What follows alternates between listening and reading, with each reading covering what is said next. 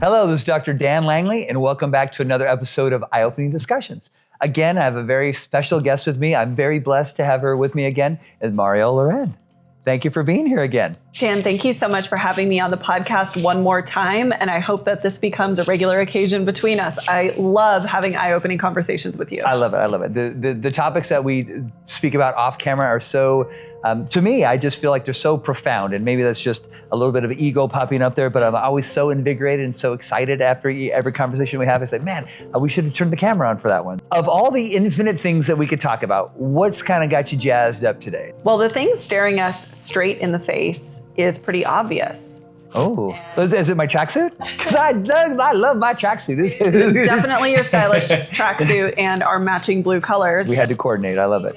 But I think something really interesting to dive into might be the masculine and feminine. Ooh, I like that. It's the seventh law of the universe, or as we call kind of gender. So I love that topic. So I'm curious, with the seventh law of gender, can we come to understand it both discreetly or separately, as well as in a unified way, meaning the two parts within the whole of the self? I like to kind of give the way that I learned it and the way that I conceive it is that the one thing, so if we want to call that mind, if we want to call that consciousness, if we want to call that God, it's all kind of the same concept.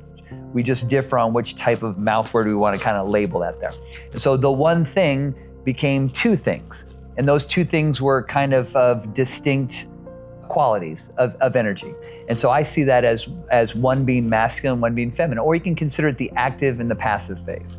And so from my standpoint, they've created almost a wedge to divide people amongst the idea of gender and sex, but I don't see it that way. I see it as a fundamental archetypal energy that permeates all existence. And so if we fail to recognize that everything in reality is made of masculine and feminine energies in different ratios and quantities, then we can kind of stumble and cause ourselves all sorts of discomfort and dis-ease. And there's a saying that the one thing, God, the universe, created the other or the parts so that it could know itself. Yes. Meaning, when we are just the one without the other, we can't come to truly understand ourselves. And so that the understanding of the other, the counterpart, is really essential to also understanding the self. Yeah, it's very challenging if you're a single point in space to then say, well, how can there's nothing back to reflect on yourself. It's almost like a reflector. So if we have another point out in space, so we're gonna say, wow, I can understand myself a little bit more. Because, okay, without any other point of reference, then how do we know anything else that's out there? So yeah, and it's interesting because I feel like right now in pop culture and in society, there's a lot of heated and dynamic conversations going on between the idea of masculine and feminine, and on a physical level around sex, right? Because masculine and feminine are qualities that have nothing particular to do with genitalia. Yeah. When it comes to our physical sex, male or female, those masculine or feminine qualities are physically manifested in many ways. And so, yeah, it seems like right now in the world, the idea of men versus women, masculine and feminine, or defining gender seems to be a really controversial topic. Very specific and almost, I would say, intentional in some ways. Because if we are fed the illusion that we're just these physical bodies, then the only thing that matters is the physical representation of our energies. But that's an illusion. It's like we are these physical vessels, but that's not all that we are. We have a soul, we have a spirit, we have an emotional body, we have a mental body. And so depending on the schools of thought that you look at, we are infinitely more complex than just these physical bodies. So if we're trapped into the illusion that we're just these physical bodies, then we can see that we can be played against each other. Like, well, that physical body is not like this physical body. And that's discounting the fact that this is just the vessel. It's not the quality or the quantity of the energies contained within it. This is just the shell that's there, but the water within inside is of multiple different qualities of masculinity and femininity. So even though I may be a biological man, that does not do anything to describe the inner workings of my soul or the inner workings of my mental paradigm or the inner workings of my emotional body or my spiritual body. And so if we start having the conversation that starts to include the idea, or what I like to call the fact, that we are infinitely more complex than just our physical forms. And we can honor our physical forms by saying, I am a biological male, but I'm not just a biological male. And in fact, as I was growing up, I was taught that, look, you're a biological male, you shouldn't have emotions, you should suppress those things at all costs. And I can understand that was just a different time, a different place. But that caused all sorts of problems in my life by simply suppressing a vital energy that would allow me to become a whole person, right? So the one became two to know itself. And so the one divided itself into separation, but also always desires unification and understanding and union. And so by suppressing one side or the other, we tend to get trapped in a prison of our own making. Yeah. Our understanding of a concept often defines our mythology around it. And the great writer and mythologist Joseph Campbell often spoke of how our mythologies then define things in our society down to our morality and our laws and our sort of everyday behaviors. And it's really interesting to think about the masculine and feminine, or the yin and the yang, or the active and receptive as qualities. And then to look at this current time in history and become curious about maybe how we've overemphasized or underemphasized one or the other, and like, how do we find the midpoint in between that's balanced and healthy? And something that stands out to me is the kind of loss of some of the more yin or feminine mythologies in our lives and approaches to the world, and the overemphasis for a while in history on some of the yang approaches. Seems for the last 5,000 years or so, we've been pretty heavily masculinated, and I guess that's what, some people might call the patriarchy or whatnot. And right. This is just the overindulgence in a type of frequency, which is very active, which is described as masculine. And now we get to see the fruits of that, not the result. Yeah, the results of that. Yeah, and it's interesting to me because there's such a difference between how our cultural mythologies around the masculine and the feminine were in Paleolithic times versus how those cultural mythologies were after the Bronze Age. Sure. And so in Paleolithic times, we had more of a maternal or matriarchal mythology about the world and the universe. Most of the stories of what cultures believed was God or creation were inclusive. They saw that everything was connected, right? So most of the mythologies held in unison the idea that plants and animals and the water and the skies and the people themselves were all joint. They were all connected by one the earth as fabric, Gaia. As Mother Earth, as if it was all one fabric, and the notion that what you do to one, you do to the other. Meaning, if I pollute the rivers, I'm also polluting myself. If I brutally kill my neighbor, I'm also harming myself and my tribe. And then all of a sudden, around the Bronze Age in history, there seemed to be a shift where we moved away from more of the feminine mythologies and we focused more on the masculine mythologies. And so it's interesting because I think that part of what caused that shift possibly was as we maybe even naturally evolved, right, from hunter-gatherer societies to more agricultural societies to cities and civilization, it seemed more like man's scientific advancement in a lot of ways perhaps prompted this idea that we are masters or on top of nature and we're no longer a part of the nature, the bigger fabric itself, whereas some of the earlier preliminary, more feminine saw us all as connected. And it's really, if that's true, then it's interesting to think that maybe we've approached the way we treat the world and ourselves over the past 5,000 years or so since, the Bronze Age, as if we were separate, right? Rather than a part of the world around us, and how that separateness maybe has affected the way we treat nature itself. Definitely. I think our harmonization with nature would definitely be a more maternalistic, a more feminine energy. But you had mentioned technology. And so the emphasis on left brain thinking, a masculine attribute, taken to its extreme, is more of a robust evolution in technology. And so when we see that in Hermeticism, we talk about the swing to the left is commensurate with the swing to the right. So although we swung maybe as far to the left in masculinity and patriarchy as we possibly could, the corresponding swing to the right will be just as great. And so as we're transitioning, we see the fruit of an unbalanced way of living. We see that simply evolving technologically without understanding the feminine principles of embodying our full masculine energy, our Marsian or Aryan energy, without understanding that needs to be balanced with the energy of Venus or the motherly or the feminine energy.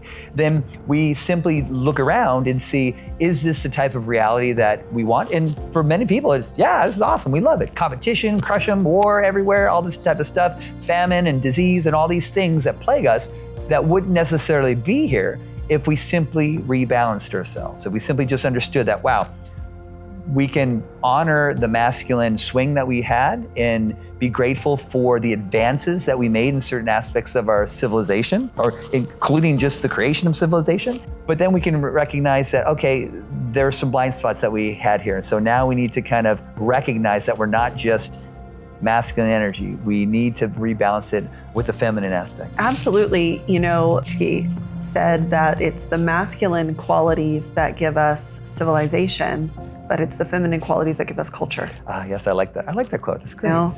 And so we've spent a lot of time in our recent history really evolving our civilization. We've created cities, governments, militaries, industry, but perhaps we've done it in ways that have expensed our idea of culture. You know, arts and education and community services and the spiritual morality of our people. It seems like almost like quantity and quality in a way. That just kind of hit me as like the quantity is like, okay, let's go out and conquer and protect. It's like, but the quality is like, okay, so how are we treating each other? What are the quality of the experiences that we have? Do we feel like we are community or not? So I love that idea.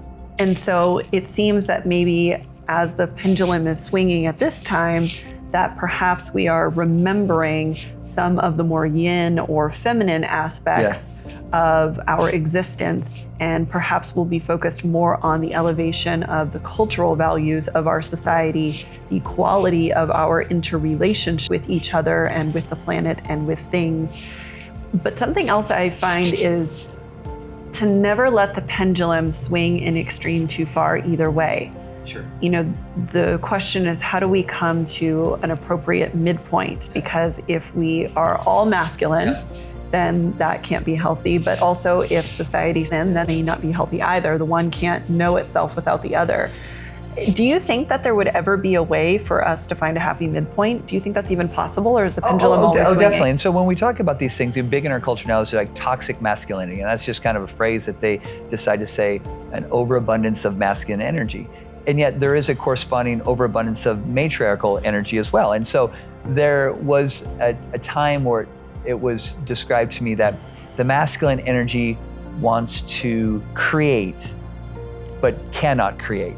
The feminine energy can create, but does not want to. And so it's the blending of those two together. So in a way where, say, if we want, or if the desire of the experience of evolution is such that we need to kind of grow, and the aspect of feminine energy is like, I'm cool right here. I just want to kind of I just want to receive, then we can kind of almost get stuck in a place of stagnation, the stagnation versus expansion.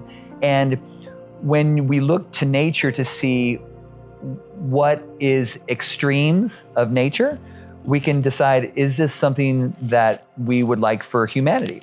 But we do see examples of harmony of masculine and feminine energies blending together to create balance, such as strength and flexibility. Flexibility would be more of a feminine aspect, and strength would be more considered masculine, but you embody that quite well. I mean, you're physically like strong and ridiculously flexible. And so, but you couldn't do what you do with your body physically if you didn't have balance with both the physical and the masculine and feminine types.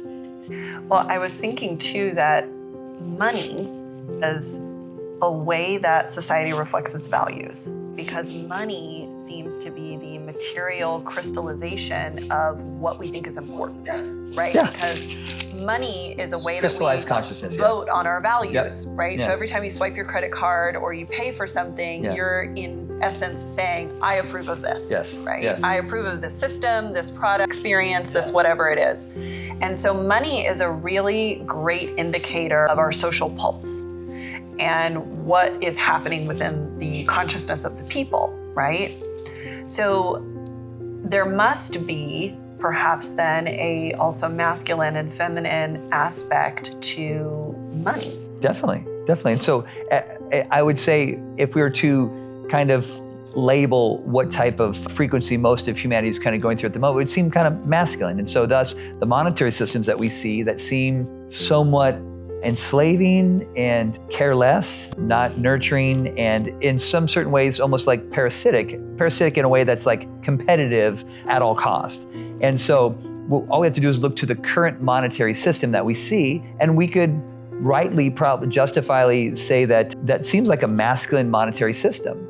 And since the idea of money is just kind of an idea, it's kind of an idea that we have to quantify consciousness on the physical plane, right? Because to your point, it's like you have a thought, it's like, oh, I resonate with this type of idea. And then we start to develop emotions about that. And then we say, oh, well, I'm going to spend money on this thing. Usually, unless we're completely brainwashed and just giving our money willy-nilly away, which a lot of us are at times, and that's okay. You're going to the club, they make it rain. It's like all these things. We just have to look around with the excess culture that we have. Yet when we see that money does it, even though right now the current monetary system is masculine, it doesn't have to be that way, because it's just an idea that what if we re-envisioned money from a feminine aspect? How would you think that would look? Well, can I tell you a really interesting experience that I had recently? Yes. Okay, so I was in a bit of a dreamlike altered state, and I actually received a visitation from the spirit of money. Ooh, I like this. Yeah. And what I didn't know at the first visitation is actually that there was going to be a second one. Okay. Yeah. So what is, in this unexpected visitation by the spirit of money, she presented herself as feminine.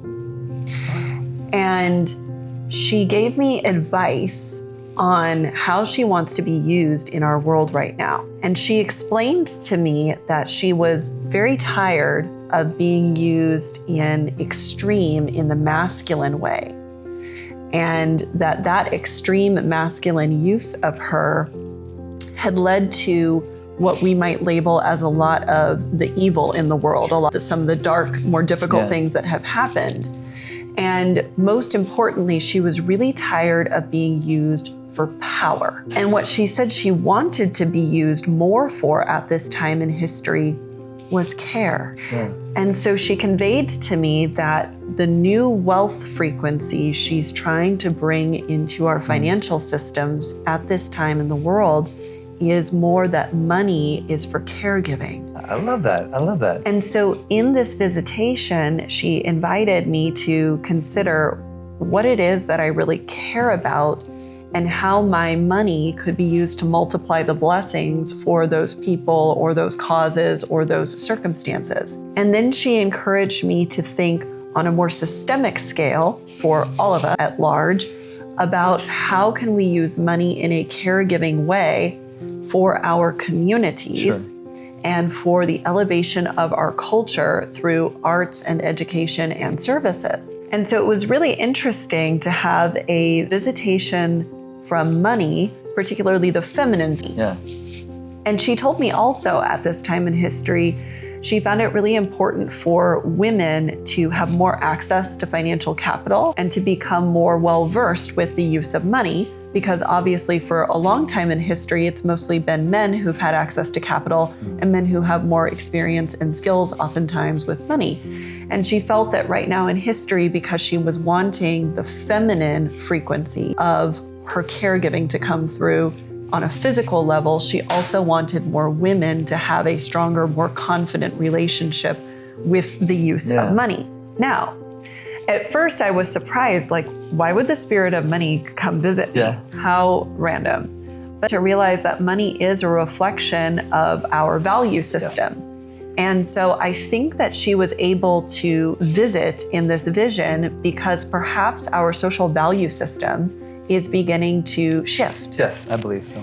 Now, what I didn't know at the first time she visited was that I would later receive a second visitation several weeks later from her masculine counterpart. Oh, wow. I like it. Got to create some balance here. There was some balance. Yeah. And so a few weeks later, again, in a sort of dreamlike altered state, I, out of the blue, received a visitation from the masculine. And the first thing he did was he actually scolded me. Okay. Well, what an asshole. He scolded me for trying to make it so hard all on my own. Okay. You know, he came and spoke to me as a woman. He acknowledged how people like me and other women like me in today's modern age where women do thankfully have access to so many opportunities. Sure. But that often we are trying to do so much in our life all by ourselves, like as if we don't need the masculine. Sure. Okay. And he wanted me to know that that wasn't true. The masculine hadn't forgotten that he wants to be a part of things and to support and participate with the modern independent feminine. Yeah. And that thinking that the feminine could do it all without the masculine wasn't really the right way to think about it, that they're meant to be much more in collaboration than when we talked we about thought. Yeah, when we talked about the toxic masculinity, that's not really how the masculine energy is. It does really want to be at union with the feminine. It does want to provide, and it does want to do all these more optimistic, altruistic aspects of it. So it's not. So I think in current times, it's been labeled successfully as most any type of masculinity, and so that's why we have the feminization of masculinity. That any type of masculinity is toxic, and that's just not true. There's divine masculine as well. And so, when he scolded you, I think he scolded you from a place of love to simply say, hey, I'm here to help. It's like, it is more than just one or the other. It's both simultaneously in union. Yes. And after he was done, the imbalance and the discrepancy, he really did emphasize for me that the masculine face of money wants to support the caregiving and creative aspect of the feminine. Yes. And that he wants to do that through his resources and also his protection and provision, and that both sides of our relationship to the self as well as to the masculine and feminine faces of money are wanting to come together to create a shift in the values that we have in our culture. And I really came to understand through the masculine spirit of money that he's wanting to support the feminine use of finance as caregiving in our culture right now, and that he wants to endorse this and assist and participate in the execution of that. But part of what he was needing was appreciation. That makes sense. That makes sense. It's like, I think it's come to a point where the energy of masculinity has in some places been just taken for granted, and the desire for appreciation is fundamental in the masculine energy. That's almost the driving force behind it. If one would say it's like, oh, it's this expressive force. True, but what is the impetus for that expression? It seems like it's the desire to create, but it recognizes it can't create on its own. So it wants to support the force that can cause the creation. So I think that's a beautiful vision that you had. Yeah. Well, it was really interesting to think about, first of all, being visited by money, because we often forget that what we define as intangible objects actually have an essence, a quality, a spirit to them.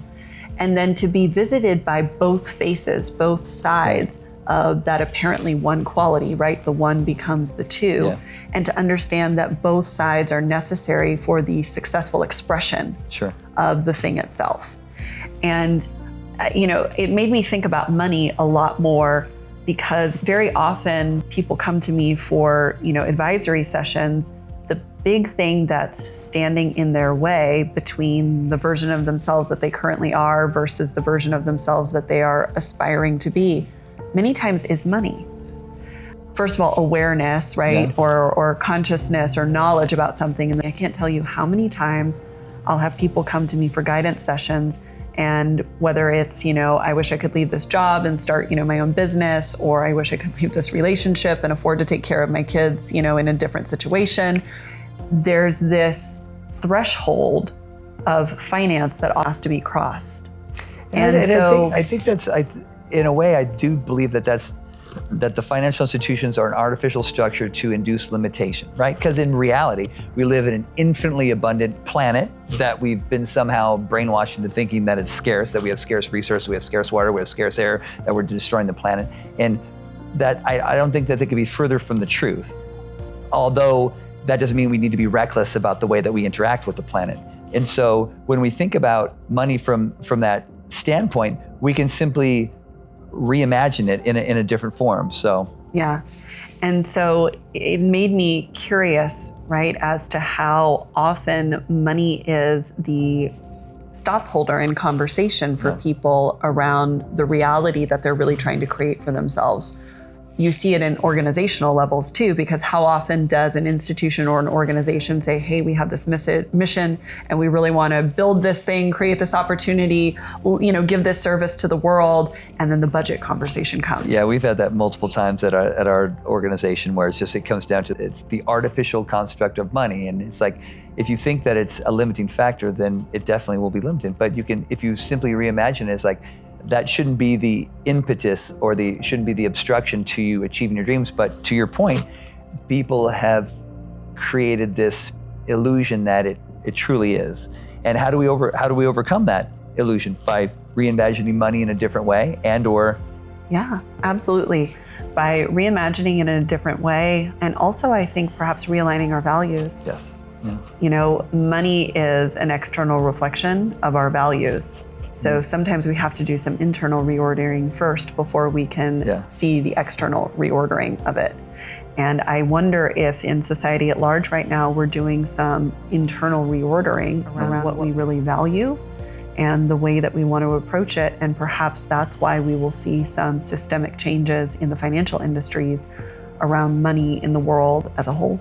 I definitely think that's true. More often recently, when I've had conversations with my friends, they've been open to the idea that, well, hey, money isn't truly what we were taught it was. It can be anything that we want. So when we consider money as basically the current crystallization of consciousness, well, how can we imagine a more caring crystallization of consciousness? How can we imagine that instead of it being a wedge that suppresses and limits and provides the structure of scarcity, how could we simply reimagine it so it provides the structure of abundance, prosperity, of a recalibration to the infinite flow that is the universe, that is the earth?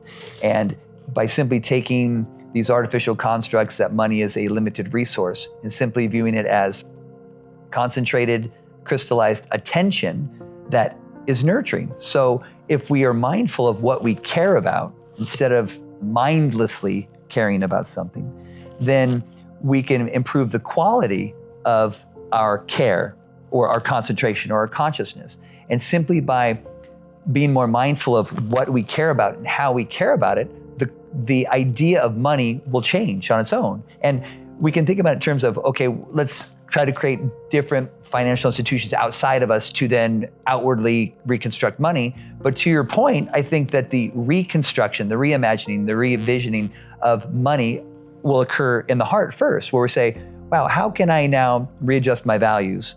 And the reflection of my values, which the quantification of that is a monetary system of some way, that allows for the support and nurturing of myself and my family and society as a whole, and promotes collaboration and cooperation. I think having the conversation like we're having now, where people find, I think that's impossible. Well, think about it again. Because I'm telling you, it is possible. And there are systems currently going on now where money is being reimagined to take on the more supportive, nurturing qualities.